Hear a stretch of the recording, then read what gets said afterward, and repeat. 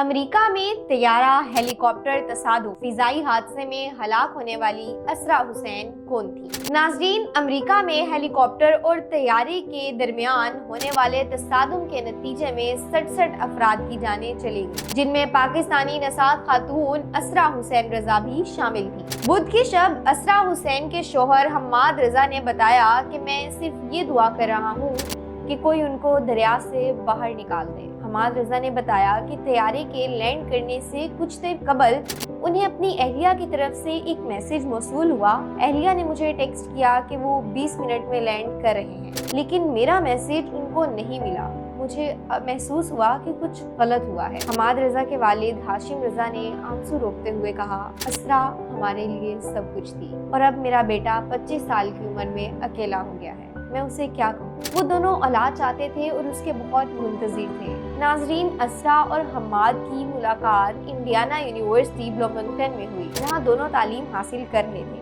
ہاشم رضا نے بتایا کہ اسرا صرف لوگوں کی مدد کرنا چاہتی تھی اور وہ بہت اچھا کھانا بنایا کرتی تھی، یہاں تک کہ میں نے انہیں اپنا ریسٹورنٹ کھولنے کا مشورہ بھی دیا تھا۔ انہوں نے کہا، اسرا کام کی غرض سے مہینے میں 1 یا 2 بار وچیٹا کا سفر کرتی تھی، وہ سب کا بہت خیال رکھتی تھی۔ اسرا کی حماد رضا سے شادی 2022 میں ہوئی تھی اور سوشل میڈیا پر ان کی شادی کی تصاویر بھی سامنے آئی ہیں۔